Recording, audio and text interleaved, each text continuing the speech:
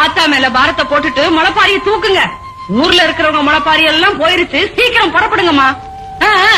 மாரி மக மாயம்மா மனக்குறைய தீர்க்கும் அம்மா. இருவெள்ளி விரதம் சொல்லி எடுத்து வரோம் முளைப்பாரி. மாரியம்மா